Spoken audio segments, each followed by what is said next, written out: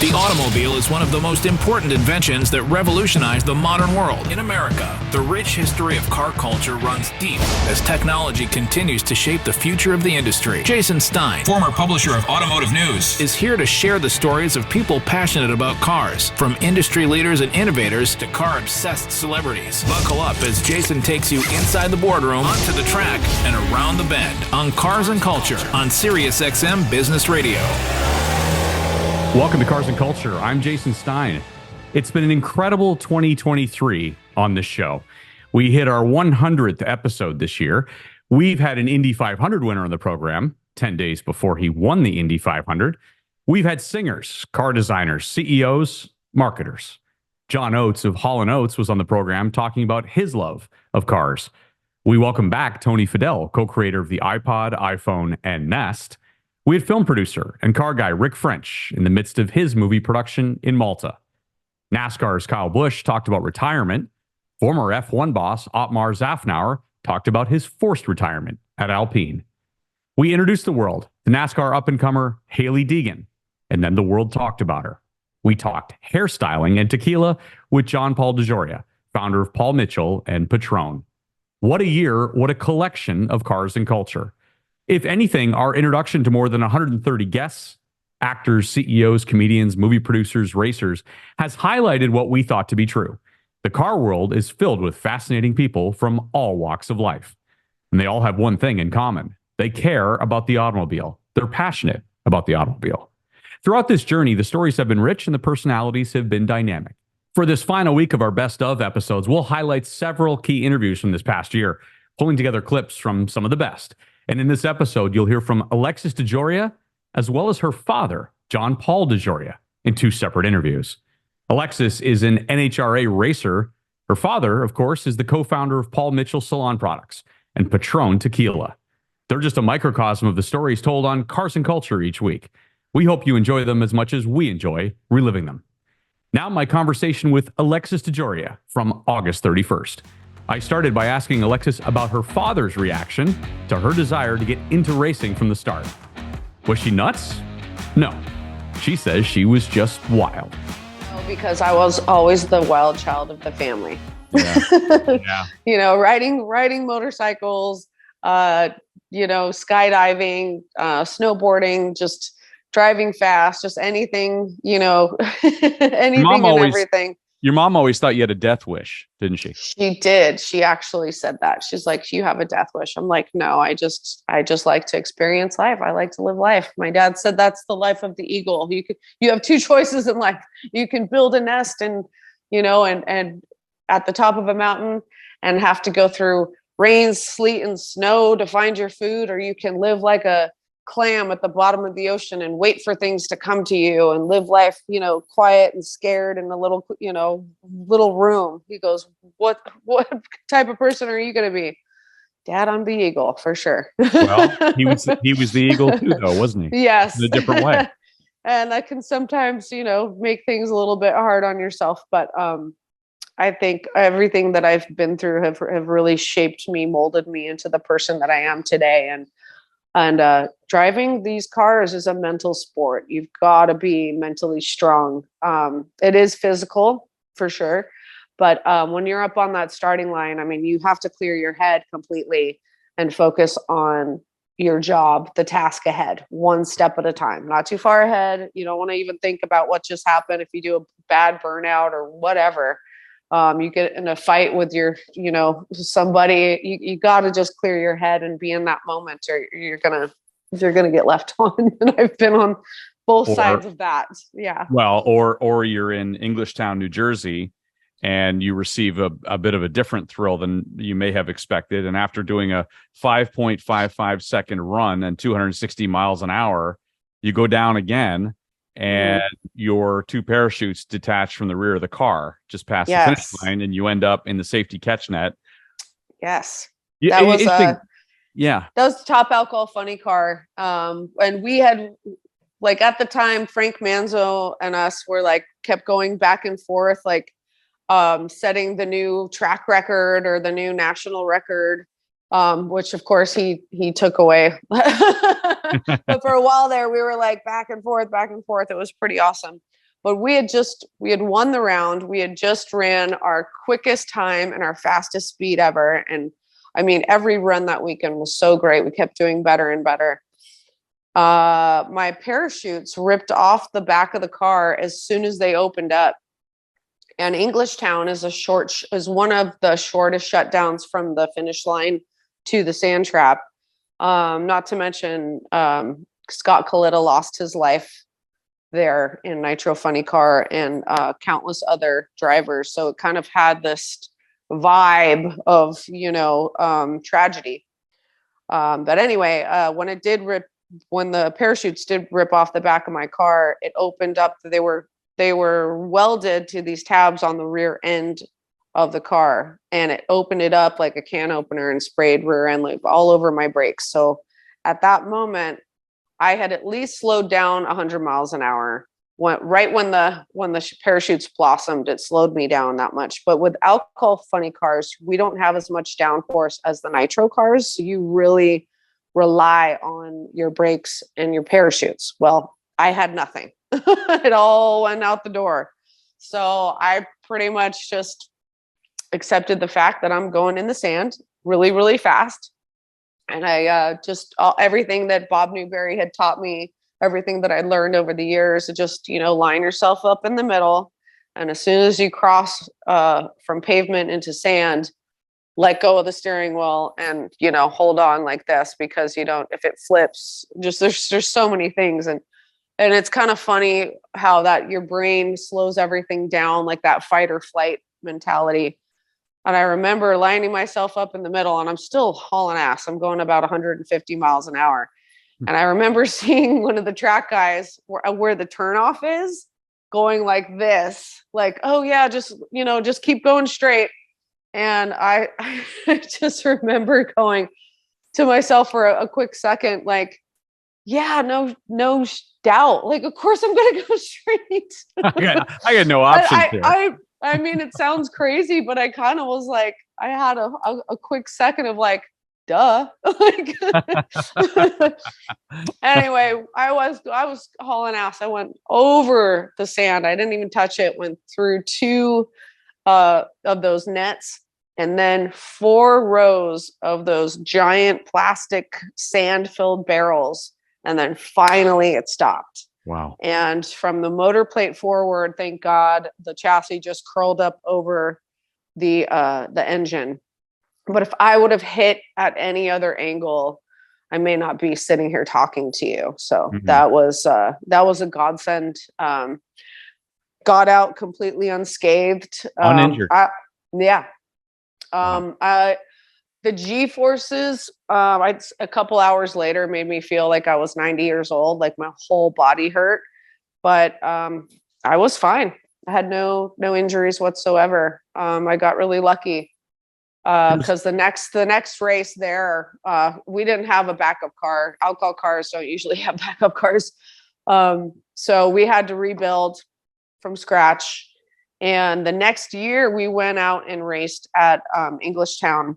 I was 2 pairs back, right, in my class, an alcohol funny car.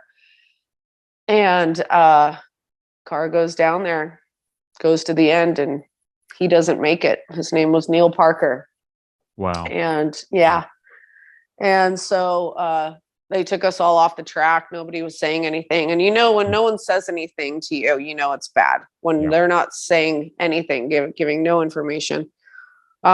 Went back to the pits, and the guys were like, NHRA came by and was like, hey, if you don't want to run, you don't have to run. Like, we get it. Don't worry about it. And I was like, no, like, if other guys are going, like, I'm going too. This is you got to get back up on the horse at some point. And it's already been a year. Like, I gotta get in this thing, and I gotta get over it. Well, here's what I like. Here's what I like what you said afterwards. I mean, talk about being undaunted and uninjured. Life happens. It's unpredictable no matter what you do. I'm not going to sit in my house and hide. I'm going to experience the world. Yes. That kind of sums you up, doesn't it, Alexis? Definitely. Yeah, it goes back to the eel and clam analogy. Yeah, definitely. I mean, there's lots of things in life that could make me want to go in my room and never come out. Well, the last few years, my God. Yeah, Right. exactly. Gosh, this form of motorsports is like getting served a giant piece of humble pie every weekend. You got to take the highs with the lows. And I mean, coming off of a final round appearance or coming off a win and all the excitement and going over 300 miles an hour, on the daily, and then coming home, it's like such a big like energy loss. You know what I mean? You just go through these like huge ups and downs of roller coaster rides of emotions. But luckily we get in a couple days, get back in the car and race Seattle, and we've done pretty good in Seattle. So I'm excited. We're coming off of a final round win. We're third in points right now. We jumped up 2 spots from last weekend. Right. We've Right. got the car to beat, and I've heard some pretty great statistics lately that our car, our Bandero GR Supra Toyota Funny Car is consistently the quickest and fastest car in the last 2 years. Amazing. Try to Yeah. explain to the listener the level of absolute violence and power that comes from behind the wheel of a funny car. Walk us through the process of when you start getting into the mental zone, what Yeah. you're feeling and what happens after a run. And like you just said, is the come down from that high immediate or is it gradual? It's immediate in the sense where you're just exhausted. But then the next day it's kind of like, like it's really just a drop in your vibe. I mean, the day after a race, I'm always just exhausted and I just want to sleep, and no laundry, no nothing. I just park my suitcase and I'll get to that 300 later. miles an hour and then no laundry afterwards. Yeah, no laundry. No. But when you do go that fast on a consistent basis, you kind of lose your sense of speed. Yeah, you're So I desensitized, get, right? yeah, you get in your street car and, How do you go 20 home? like How do you go home at 60 65 miles an hour? Yeah, 60 miles an hour feels like you're crawling. No, I've managed to not get any tickets in the last year, so that's good. Oh, good.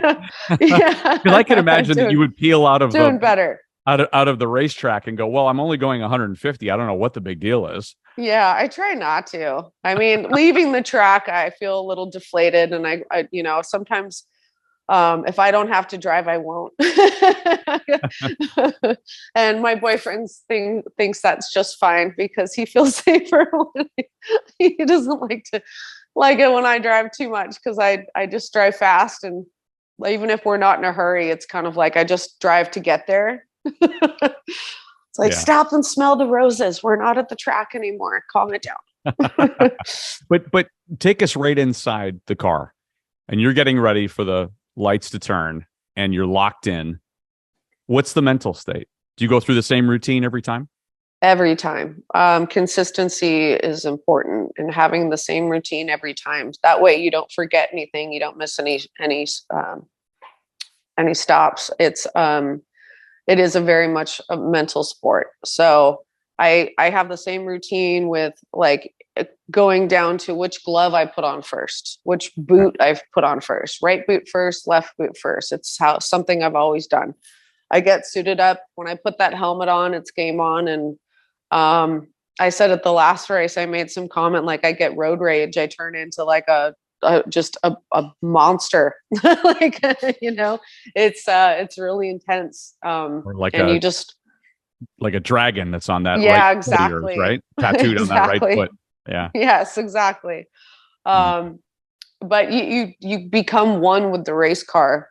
You feel everything through that race car. Like I said, I'm sitting right on the rear end. So when that car goes out and shakes, trust me, I'm shaking just as bad. Like I'm in a paint shaker. When that car goes sideways, I'm going sideways, and it's just like I'm feeling it and driving it from the seat of my pants.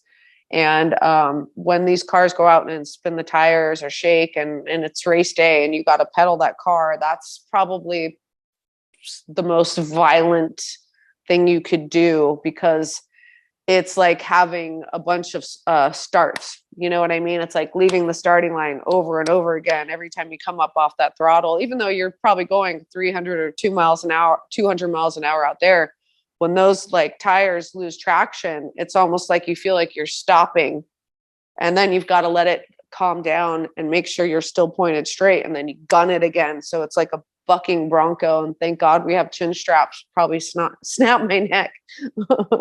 Wow. But yeah, I had to do that one of the rounds to get to the finals, and I did a damn good job.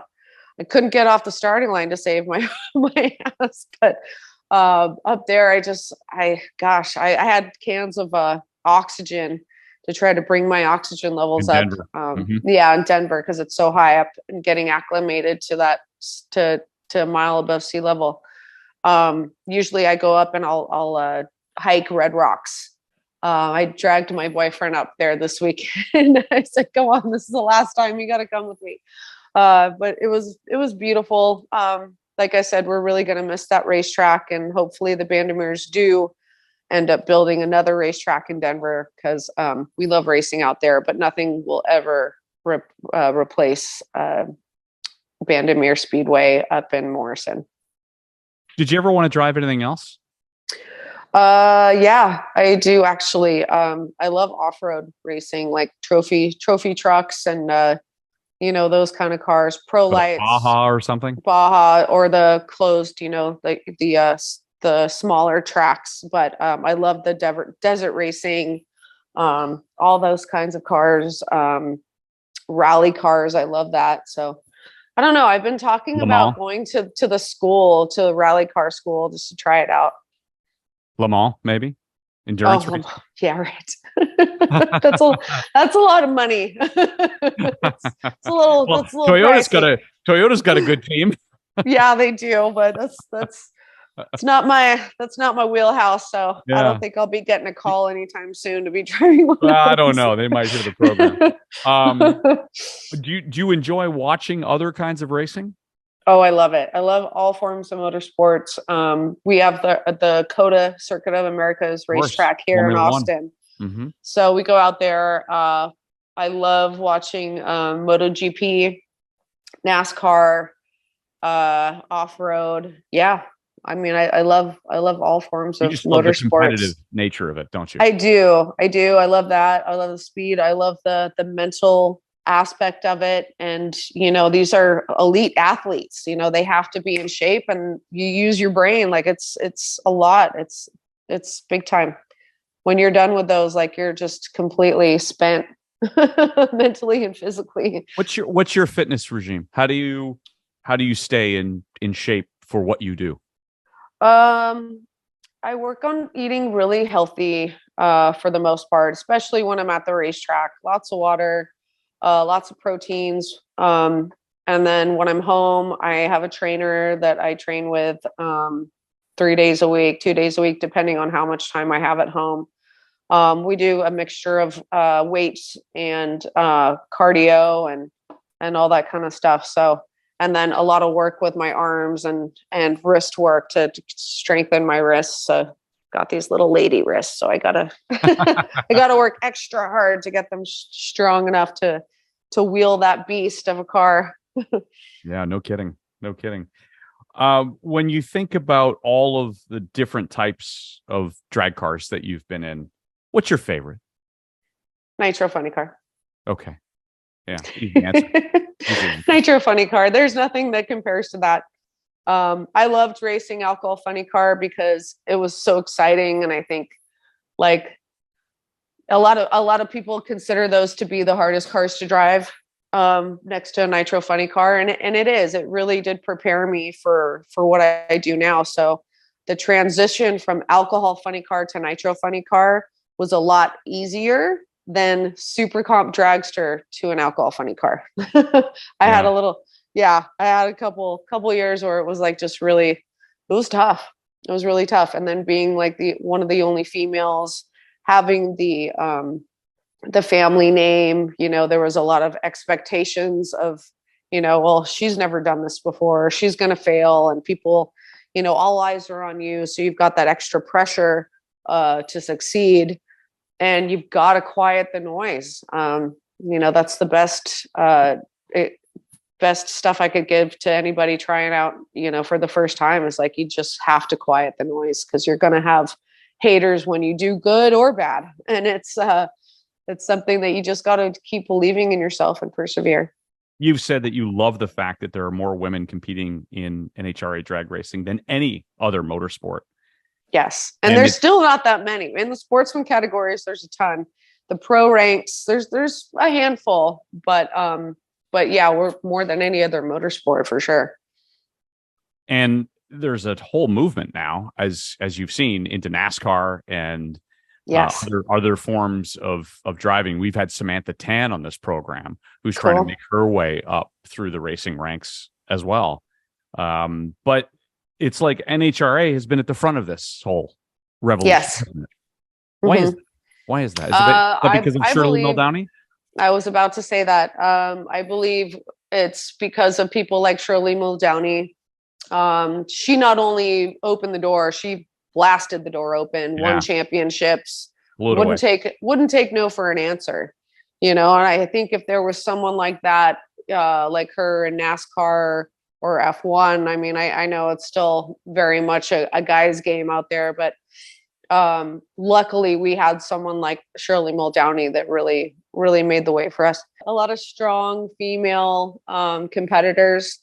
I'm friends with Erica Enders. I mean, she's absolutely incredible. She's won 5 championships. Angèle Sampé, Brittany Force. Nobody's done it in Nitro Funny Car yet, though. So, well, my chances are pretty good, because there might be one person. Yeah, right. Who's the one competitor you really looked forward to beating, and why? I'd say Ron Capps. Ron Capps is like, I love Ron Capps as a person.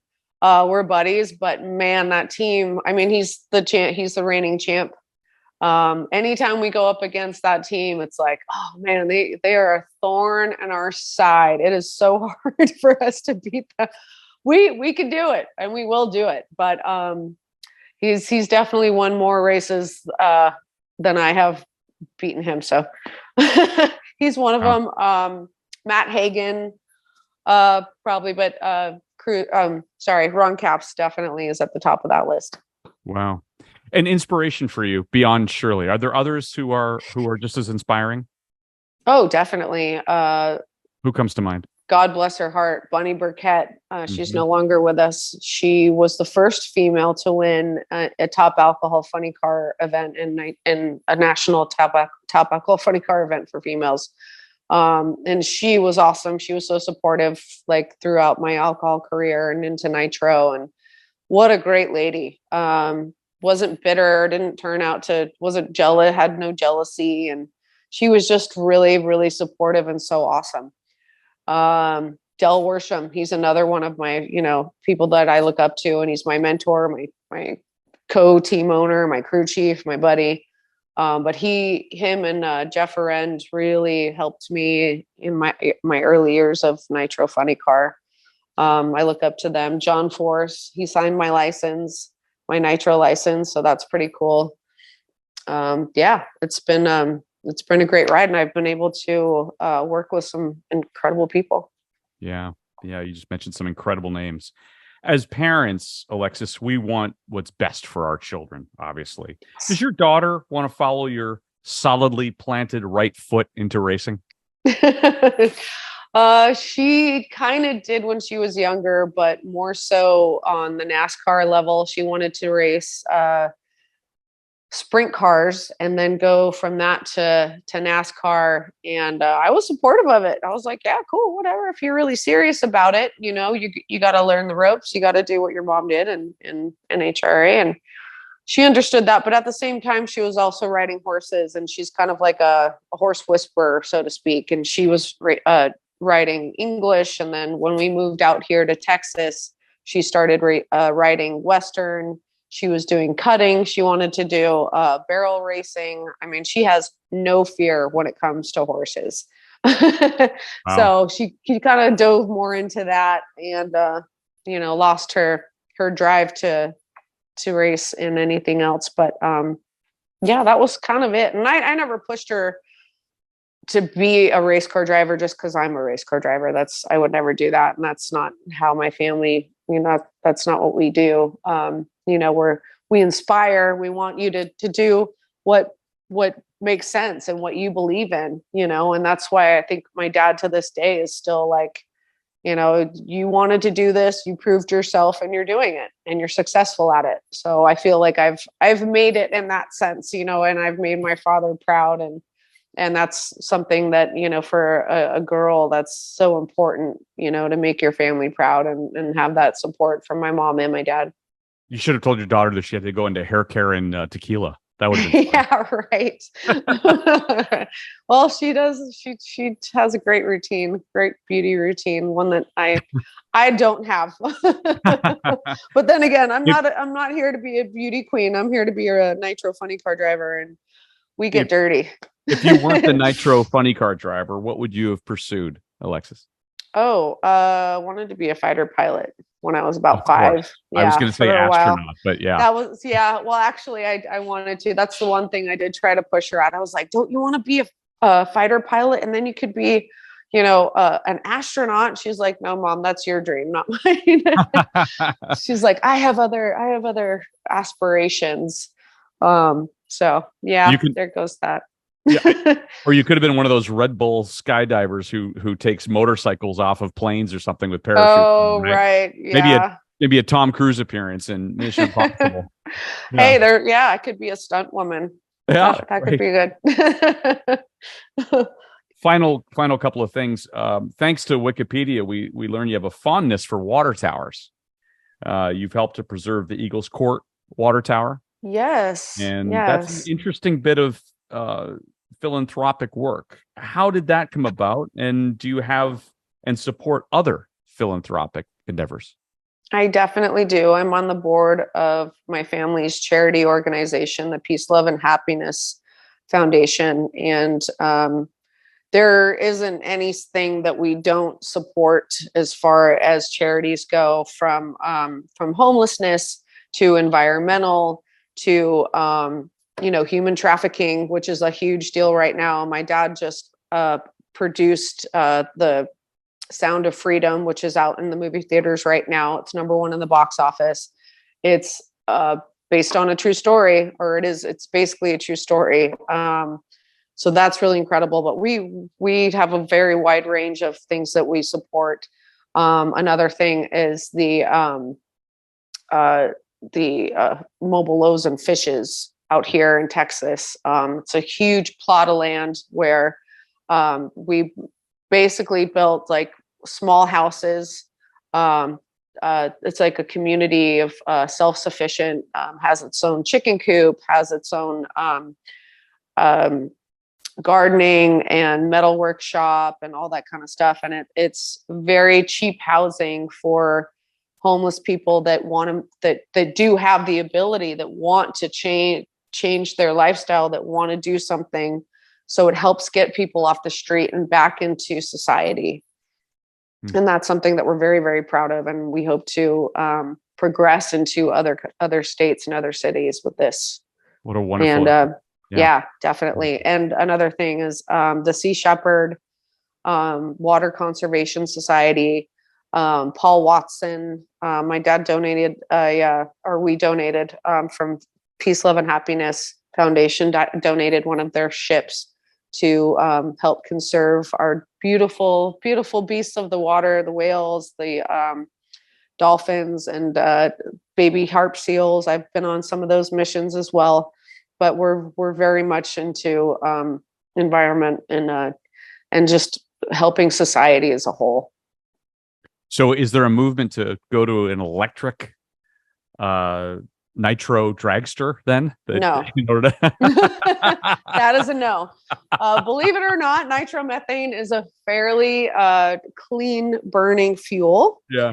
I mean, granted, everybody's is crying and coughing after I do a warm up in the pit because it's so intense, but it does burn very clean. So there's that. But I don't see electric funny cars happening in the near future. No. Thank goodness. Yeah. Thank you. Maybe we can proclaim that as the next movement to try to prevent. Yes. This is Cars and Culture. Sum up for me in 30 seconds or less the culture of what you do. The culture, it is what we eat, breathe, and sleep. From the moment I wake up to the moment I go to sleep, I'm thinking about that Nitro Funny Car. It's a lifestyle. It's the most intense, most quickest accelerating sport in the world. There is nothing that compares to these cars, but you have to come out and see it in person. TV does not always do it justice. Once you come and see one of these races, you will be a fan and you will be hooked. Come on, let's go. The soon-to-be first female champion, as predicted right here by me. Thank you so much for being on the program. What an enjoyable, fast trip with you. Awesome. Thank you. I really appreciate it. Thanks for having me on. Thanks, Alexis. This October, I followed up my interview with Alexis DeJoria by interviewing her father, John Paul DeJoria, co-founder of Paul Mitchell and Patrón Tequila. We start our conversation with me asking him about getting involved in the tequila business. I'm sitting back in 1988, the end of 88, beginning of 89. I just finished a race with my partner, Paul, crossing Australia in a solar energy car that we built. It was really fun. I get back, I'm starting to look at building this house for my family, kind of a holiday house on the West Coast.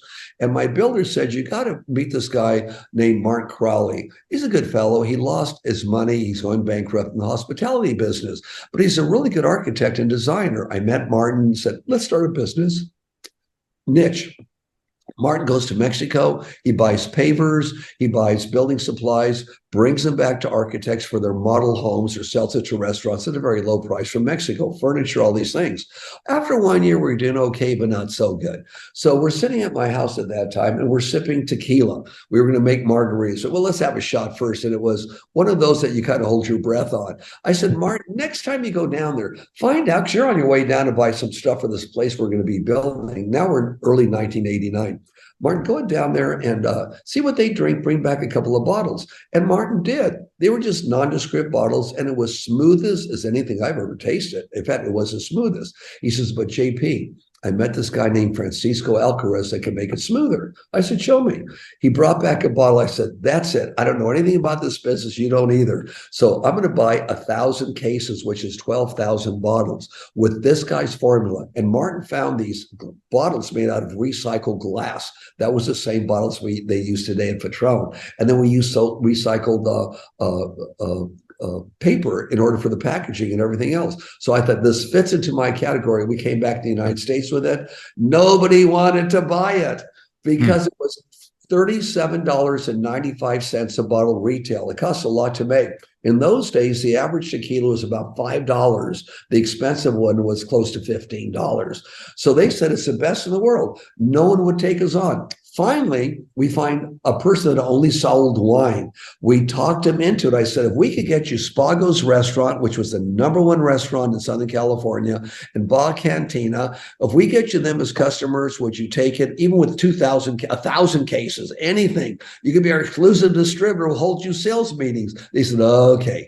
But I knew we had it because Wolfgang tasted it and said, I'll take it. He was a friend of mine. He said, JP, this is great. I want to serve it to my celebrity friends. Baja Cantina, same thing with Martin. So we had it.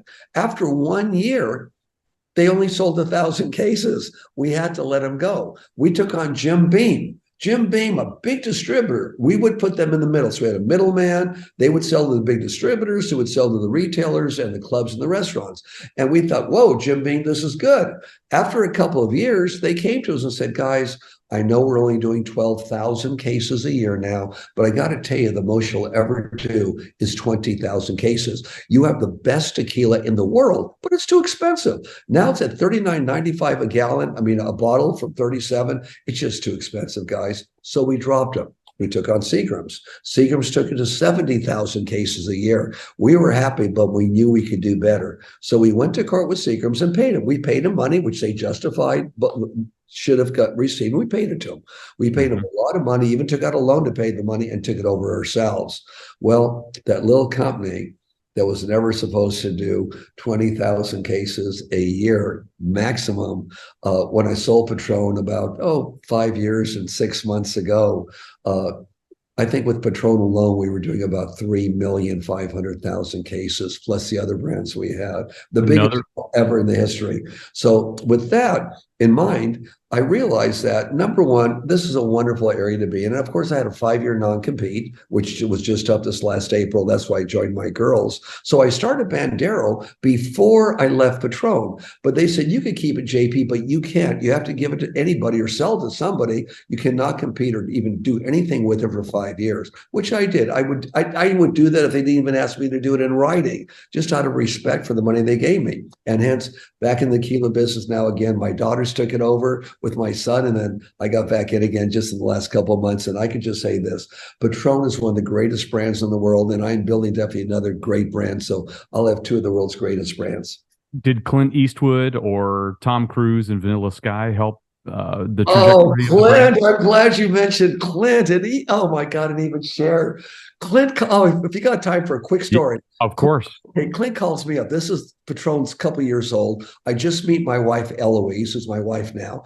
And Clint calls me on the phone one day and says, JP, are you still going out with that Eloise you introduced me to? I said, yeah, Clint. That I love this girl. I'm gonna get married to her. He goes, well, here's a way to impress her. I have a new movie coming out where I'm a Secret Service agent in the line of fire. I want you to go to the premiere. So he gave me 2 tickets to the premiere. So I go down the premiere, and Clint's nowhere in sight. He's someplace else promoting the movie. But his producer found me, gave me a seat in the middle of the theater next to him, free popcorn. I'll never forget, free Pepsi, because it's normally Coca-Cola. And I said, aha. So I take Eloise in. We sit right in the middle next to the producer over here, free popcorn. But that wasn't the gift. We're watching the movie. The only thing that he drank in the movie was Patrón Tequila. And the touchy point with him, the terrorist on the phone, he's trying to talk this guy out of, as a Secret Service agent, of killing the president, bottle of Patrón in front of him, sipping it while he's trying to talk the guy out of it. I mean, it was priceless. And I think a year later, when Playboy was a real classy magazine, they did an interview with him. He says, I'll only drink 2 things, good red wine and Patrón Tequila. I mean, but he loved it. But by the way, he is a good man. If you guys want to know what he's like, because I spent some time with him personally, he is a wonderful man. I was with him when his daughter took her first couple of steps. Anyways, he's the most wonderful human beings on this planet. He's just great. Anyways, and then Cher was doing a movie called Burlesque, and they said, you got to carry around this bottle. And then one of the handmaids said, well, my friend JP has Patrón. Why don't we just make it Patrón? And she's not drinking it, but she was carrying it on the tray. So a lot of people did this. And then the rap industry got involved with Patrón. They loved it. We didn't pay them money to do it. They loved it and started making songs about Patrón. And all we do is just thank them and praise them. What a wonderful industry. So put it this way: when you do good things for others and help others out and leave yourself open to the universe, good things come your way. They really do. Well, and I just mentioned it, but Tom Cruise ordered it by name in Vanilla Sky. I mean, God bless you. God bless you, Tom Cruise. Yeah, right. What has the tequila business taught you? It has taught me that if you go into a business and you teach people how to do something responsibly, especially with alcohol, it works. When I'm telling people, you don't have to pour it in margaritas until you feel a buzz. You could drink it straight, but you sip it. You don't gulp it. You just sip and drink it straight. So maybe a couple of drinks could last you the same time 5 margaritas last you. Whereas people would be responsible, but also taught me something else. People that are drinking now want to treat themselves to the best. And I thought, wow, I guess it's the same in all industries. Like Paul Mitchell, people bought it because they want to treat themselves to the best hair care. And salons did also. Patrón, they went for it regardless of the price because it was the best and they knew it. People want to treat themselves, and that taught me something really. Plus, it's a fun industry. It is so much fun. Blast, right? Fun Talk a little bit about the Patrón Express train car, too. Sure. Oh, yes. Oh, a fun thing. When I married my wife in 1963, my dear friend Isaac Tigrit had found the old train car that his granduncle had built back in 1927, and he rebuilt it completely. When I married her, he gave it to me as a gift for a couple of weeks as a Christmas gift to take anywhere I wanted. Oh my God. And Wolfgang Puck gave me a sous chef to bring on the train with me. Dan Aykroyd, a case of the best Bordeaux. It was like, a dream come true. Anyways, several years later, my dear friend Isaac Tigret ran into some financial challenges, which I gave him a helping hand with. And then one day he came up to me and said, JP, I could give you back about 400,000 of the million that I owe you, because things are not going right for me right now. I've got $1 million. I could give you 400,000, but I really need the other 600,000. But I'd like you to give you the train as security. I'll pay you back in a few years. I said, sure, Martin, you bet. I'll do it. Okay. So he gave me the train at that time as the, shall we say, the steward of the train. And I did. And I kept it. I took care of it. I drove it. It was beautiful. And then a few years later, he came back and said, JP, chances are I'm not going to repay you, but I cannot think of a better place for the train to land. This was 1996. JP, the train is yours. I said, Isaac, you can take it whenever you want, or your beautiful daughter, Augusta, could take it also. When they want to take it, please, it's yours, right? So I kept it all these years. I kept it in mint condition, and I called it, instead of a Car 50, the Patrón Express. So at Patrón Tequila, we used it nationally for philanthropy and for fun things to do. And that's what we did. Went all across the country, back and forth, back and forth. We did philanthropic things on it, raising money. We did fun things for our accounts and our distributors. About a year ago, Augusta came to me and said, JP, out of all the wonderful things my dad did, he started Hard Rock Cafes, he started the House of Blues, all these wonderful things, had a little bit of bad luck. That's the only thing I could probably get my hands on. JP, can I please buy it from you, whatever the price is, to get it back in the family? Well, that train, the way it was done, was worth several $1 million. Mm-hmm. And I said, Augusta, and it took me 2 seconds to come up with this one. I said, Augusta, that's where it belongs, but I'm not going to sell it to you for millions of dollars. Your dad only owed me $600,000. So here's the deal. But you got to stick by this deal. You said I could use it whatever I want. Here's the deal. Number one, if I ever use it, I pay for the use of that whole train. Whatever it costs Amtrak, I pay for the full use. It does cost you one time. That's number one. Number two is this.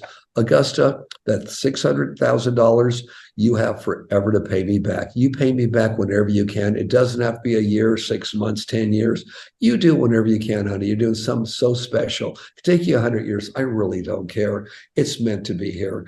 And I so proudly turned the whole thing over to her. Well, my surprise, a week later, I got a check for $600,000. What the heck? Well, her life was going really good, and she was married to a really great guy, and they just wrote the check here. They had a lot of money. I didn't know quite how much they had. So it ended up in the right spot, and all those decades we used it for Patrón. So many people had so much fun off of it, and it was just a great surprise. Out of the ordinary, but wonderful. I wonder if Bandero needs a train next. Well, I was kind of looking at something that I could say right I bet you were. Oh my God. Okay, Jason. I'll go back on your show again when I tell you what it is. We're working out the logistics on it now. Deal. So you have a deal. You have a deal. Okay. I want to talk about a couple of other things. You have, as you have said, done some wrongs in the past and have gone back to make amends with those people. Yeah. One story that I love, John Paul, is that you got a car fixed and couldn't pay and drove off. Yeah. Tell us about that story. Magic. Here I am. I have a 2.5-year-old son. Okay. This is the first time I was homeless in my early 20s, by the way. Yeah. And I ran out of money. And this little car I had, it was like a little Fiat, right? Was broken, had to be fixed. There was a bill on it for fixing it from this really nice man for about $120. So, and I didn't have the money, but I needed the car. So a friend drove me there, let me and my son out and took off. And I went over there to see the guy. I said, God, it looks good, but how does it run? Is it running good? He goes, yes. I said, can I take it around the block? He goes, of course. So I jumped in the car with my son and I never came back. Now, this is back in the 1960s, okay? And I never, ever came back. Well, when I started making money in the 1980s and I made enough to pay people back, now we're, let's say, 1983, 84, when I started making finally enough money, I found every person I ever did an injustice to, everyone I thought I may have ripped off, and I ran across him because that was a ripoff. And I went to the old location that was a body and fender place. It was a mechanic place that turned into a body body and fender place. I said, excuse me, I introduced myself. I said, going back about, 40 some odd years, however long it was, there was a gentleman here that was fixing cars, as he specialized in foreign cars. Any idea of whatever happened to that man? Because he must be up there in age now. He goes, boy, is this your lucky day? He's my landlord. He's the landlord. He got out of business 30 years. The landlord, he's here. So he's here. I said, excuse me, sir. I said, my name is John Paul DeJoria. He goes, well, nice to meet you. I said, sir, I want to tell you a story going back several decades. I said, if we go back several decades, sir, there was a young man in here once with a young boy, and you had fixed a Fiat, and they wanted to take it for a drive, and they never come back. He goes, I remember. I could not figure out why. There was a nice boy. He was such a nice man. I said, sir, I'm that nice man. Okay. I was down and out. I needed it so badly. And I'm just in search now to make everything right. So I handed him 10 times the amount of money, which was about $1,200. I just handed it to him in cash. I said, here, this is yours. It should take care of the. He says, no, I can't take it. You made my day. He started crying. He was so happy. I said, no, sir, you would make my day if you took it. If you didn't take it, you would make my day. Make my day too, please, first. We hugged each other. We talked for a while and just talked about how wonderful life is. And boy, I could have walked on water after that. And I'm not saying I'm Jesus or anywhere close, but I mean, I felt like, wow, this is really cool in life. That was a beautiful experience for me. And the only one I regret was one fellow I searched for years. And I even had private investigators, even part of the government did it for me as kind of a favor because they were able to, without violating any laws, try and find this guy. I didn't find him till 8 years after he died. This is about 4 years ago. I finally found him. And when I found him, unfortunately, he was married, had a couple of children, and it was 8 years prior that he died.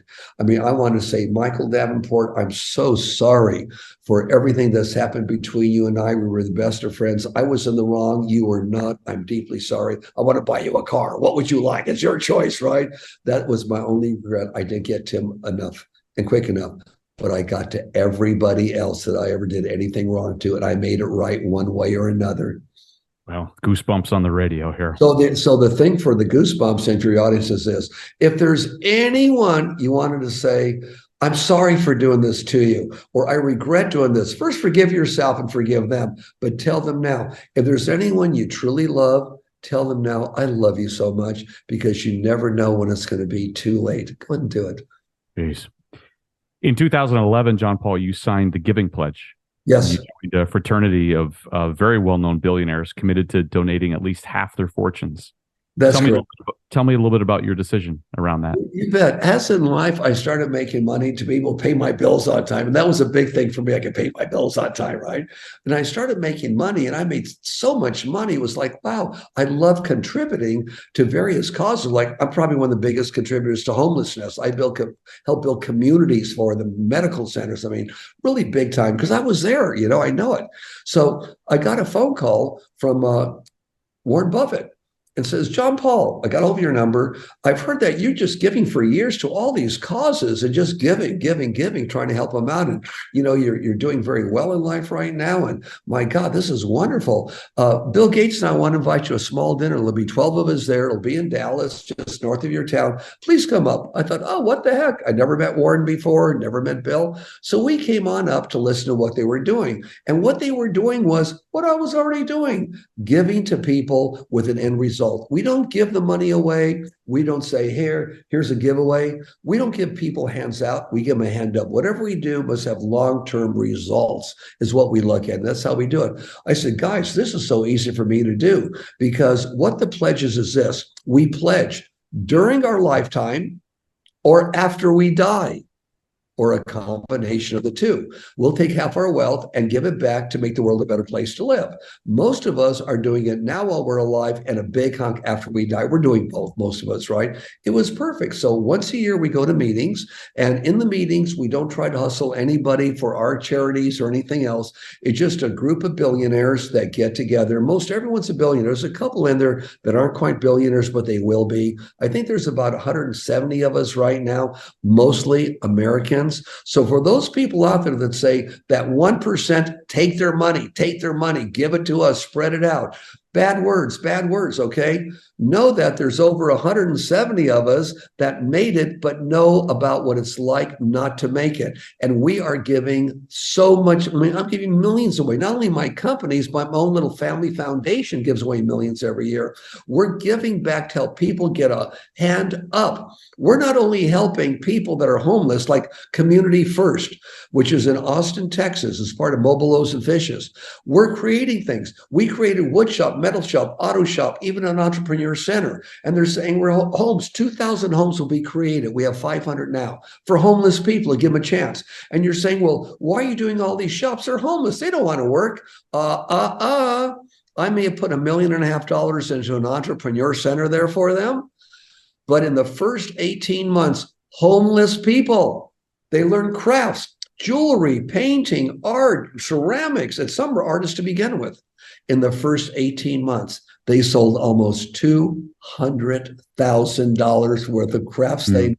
Homeless people, they get to keep all the money.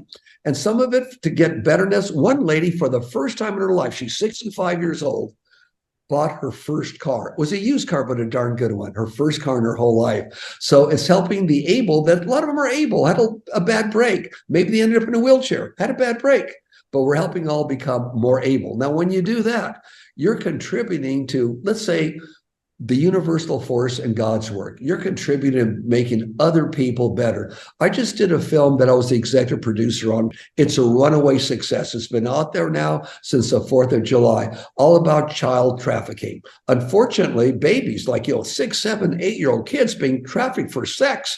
It's one of the most successful movies ever. It's already done over $200,000 at the box office.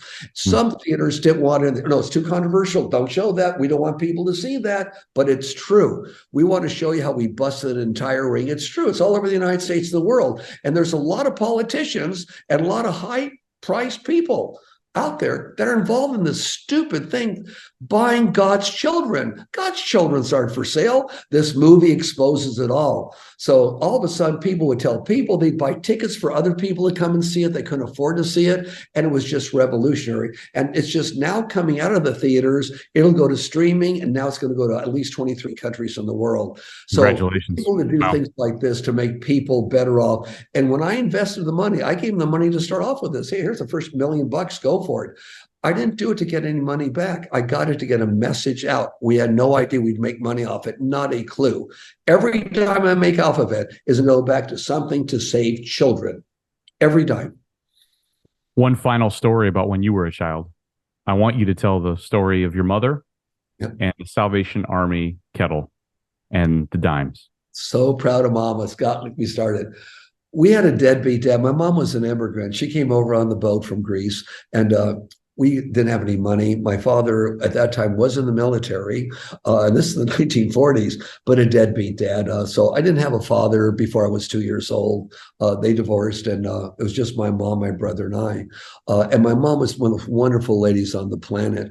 And even though from 5 years old to 9 years old, I was in a foster home during the week because she was sick. She had to work and was sick. She couldn't take care of us. So we would see her every weekend. Well, at Christmas time, we were always with her. She took us to downtown Los Angeles. We lived in Echo Park. And by trolley car, it was 5 cents for the trolley car. We had trolley cars then. They got rid of all the tracks. Anyways, we went downtown and we went to this one corner near 7th and Broadway, where within a block, they had a May Companies, a Bullock, so every major department store. LA downtown was different in those days. It was the place to go. Trains going around in circles, puppets. Oh, my brother and I thought we were the luckiest kids in the world. We got to see all this. Mom gave us a dime. We're little kids. She says, boys, you share this dime in your little fingers. Go there and put it in the bucket with the fellow ringing the bell. So we did. And then we went back and said, Mom, now, by the way, this is 1950, 1951. We said, Mom, why did we give them a dime? Because in those days, it was 2 soda pops or 3 candy bars. Why did we do that, Mom? That's a big deal for us kids, right? They said, boys, and we didn't have much money. She said, that's the Salvation Army. And there are people that don't have a place to live or food to eat, and they take care of them. She says, son, we don't have a lot, but we gave something. Always remember in life, there are people that have less than you do. Whether the circumstances are true or not, they're still there. We've got to do something. We could do a dime, but we did something this year, son. Never forget that. And It's with me. It stuck with me. Great mom. Don Paul, you are an inspiration in many ways. We could fill multiple shows just talking to you. And we will have you back on when you make. I'd love to talk to you. We're just getting going. We're just getting going. Thank you.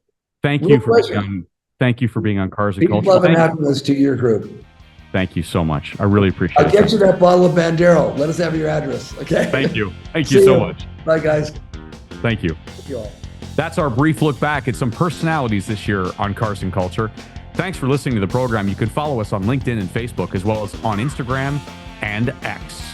I'm Jason Stein. Thanks for joining us in 2023. We'll see you down the road in 2024.